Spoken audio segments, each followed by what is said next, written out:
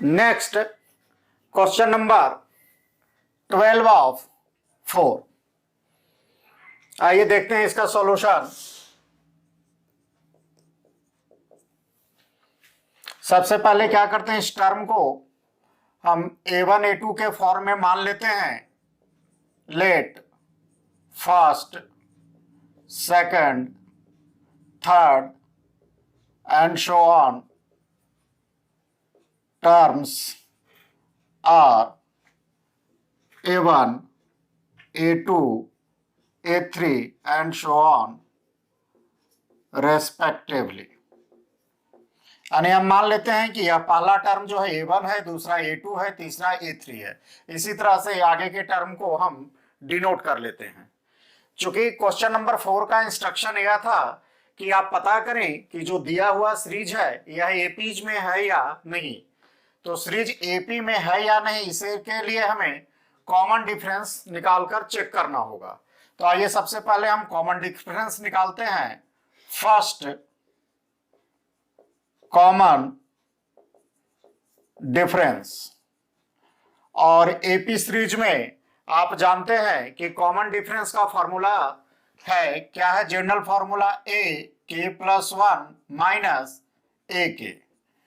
तो आइए सबसे पहले फर्स्ट टर्म और सेकंड टर्म का कॉमन डिफरेंस निकालते हैं। तो इसमें हमेशा राइट साइड वाले टर्म में से लेफ्ट साइड वाले टर्म को माइनस किया जाएगा, क्योंकि जो सीरीज का प्रोग्रेस है या डायरेक्शन है लेफ्ट टू राइट है। तो आइए रूट यानी सेकंड पोजीशन पर जो टर्म है that is a2 minus a1, और a2 के स्थान पर क्या है √8 माइनस, और 1 के स्थान पर क्या है a1 के स्थान पर √2। इसे आप ऐसे 8 को ऐसे लिख सकते हैं 4 इंटू 2 अंडर रूट माइनस √2, और 4 के रूट को उसके बाहर जब करेंगे तो 2√2 माइनस √2, यानी 2√2 में से एक √2 को माइनस करेंगे तो क्या बनेगा √2, और इसे हम इक्वेशन फर्स्ट मान लेते हैं।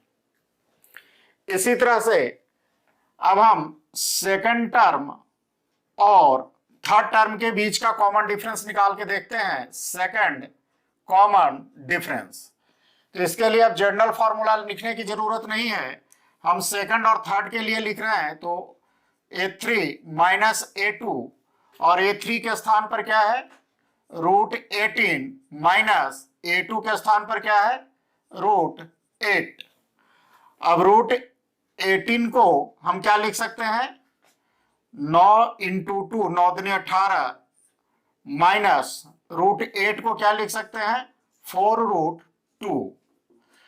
अब 9 को जब बाहर करेंगे तो 3√2 माइनस 4 को जब बाहर करेंगे तो 2√2, और 3√2 में से 2 टूट जाएगा यानी √2। इसे हम इक्वेशन 2 मानते हैं।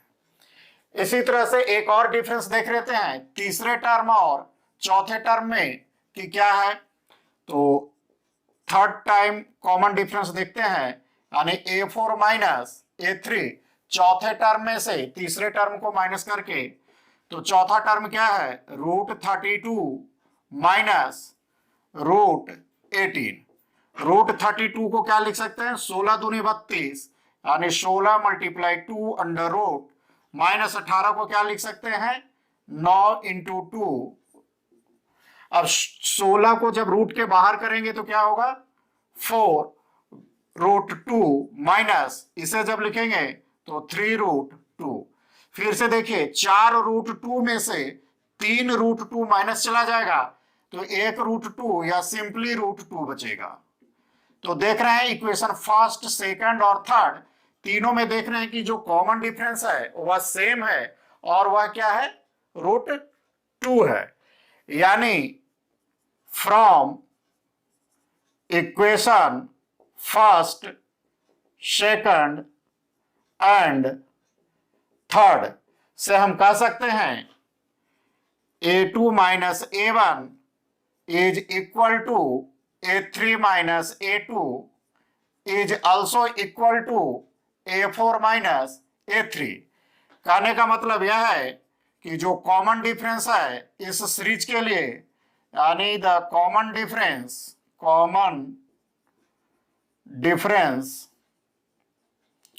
इज फिक्स्ड, वह फिक्स्ड है या सेम है, और वह कितना है, दैट इज √2 है। यानी कह सकते हैं, और जब कॉमन डिफरेंस सेम है यानी सक्सेसिव टर्मों का कॉमन डिफरेंस सेम है, इसका अर्थ यह है कि यह जो सीरीज है एपीज में है, यानी इट फॉर्म्स एपी, यह एपी सीरीज है। और चूंकि इंस्ट्रक्शन में क्वेश्चन को पार्ट में पूछा गया है, पहला था कि क्या यह जो दिया हुआ सीरीज है एपीज में है, तो यहां तक हमें आने पर पता चल चुका है कि यह जो सीरीज है एपीज में है, तो इसके लिए आंसर होगा यस। और सेकंड पार्ट ऑफ इंस्ट्रक्शन क्या था, इंस्ट्रक्शन के अगले भाग में कहा गया था कि यदि सीरीज एपीज में है तो आप उसके लिए कॉमन डिफरेंस पता करें। तो common difference that is D, और हमें देखिए ध्यान दीजिए कि पहले इक्वेशन में भी कॉमन डिफरेंस निकालें, दूसरे में भी और तीसरे में भी, और हर बार कॉमन डिफरेंस कितना आया है, √2। इंस्ट्रक्शन का लास्ट पार्ट था कि यदि कॉमन सीरीज में है तो इसके अगले 3 टर्म, तो यहां पर कितने टर्म दिए हुए हैं, 4, पहला, दूसरा, तीसरा, चौथा, तो हमें 5वां टर्म, 6ठा टर्म और 7वां टर्म, यह 3 टर्म और निकालना है। तो आइए 3 टर्म और निकालते हैं, यानी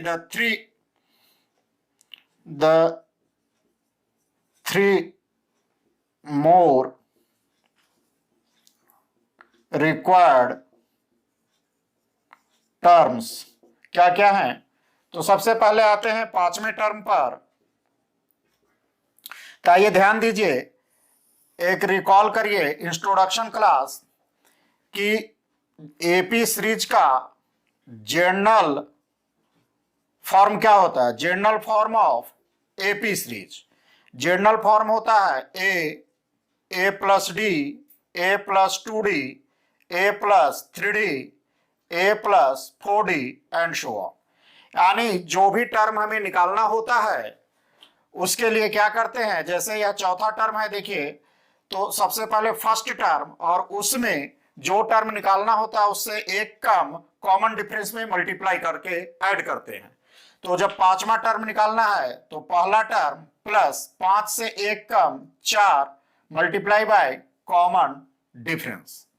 अब आइए, ए क्या है, फर्स्ट टर्म, तो फर्स्ट टर्म सीरीज में क्या है हमारा, √2 plus 4 multiply D, common difference कितना है हमारा, देखिए आया है √2, यानी कितना हुआ, √2 प्लस 4√2, 2√2 प्लस 4√2, यानी हम कह सकते हैं 5√2। अब इस 5√2 को यहां भी आंसर छोड़ सकते हैं, यह भी हमारा आंसर सही होगा, लेकिन देखिए क्या किया है एनसीईआरटी ने, क्वेश्चन में उसे अलग करके नहीं लिखा है, सभी जो सीरीज में नंबर डाले हैं आपको विद इन रूट है। तो फॉर्मेलिटी को एक रखने के लिए, यानी यूनिफॉर्मेलिटी को कंटिन्यू करने के लिए, यह जो नंबर है इसे भी रूट के अंदर करते हैं। तो 5 को जब रूट के अंदर करेंगे तो क्या होगा, 5 × 5 × 2, यानी 5 × 5 = 25 दूनी 50, यानी √50, यह हमारा आएगा 5th टर्म। इसी तरह से आते हैं 6th टर्म के लिए। तो फर्स्ट टर्म a और 6 से एक कम 5 और multiply by common difference. First term क्या है हमारा, √2 प्लस 5, कॉमन डिफरेंस कितना है, √2। अब यह क्या बना हमारा, √2 प्लस 5√2 और √2 प्लस 5√2 यानी 6√2। और फॉर्म को सेम रखने के लिए इस 6 को जब अंदर करेंगे तो 6 × 6 यानी 6 × 6 = 36 और 2 36 दूनी 72 यानी √72। यह हमारा 6ठा टर्म आ गया। इसी तरह से एक और टर्म निकालना है 7th टर्म। तो जनरल फॉर्म a 7 से कम 6 multiply by common difference first term कितना है हमारा, root 2 plus 6, common difference root 2 plus 6 root 2, और रूट 2 प्लस 6 रूट 2 7 रूट 2। अब 7 को जब इसके अंदर करेंगे तो 7 मल्टीप्लाई 7 यानी 7 49, और 49 में 2 से मल्टीप्लाई करेंगे 98। यह हमारा 7th टर्म होगा। तो इस तरह से हमारा यह आंसर, यह और यह 3, यह कंप्लीट आंसर बनता है।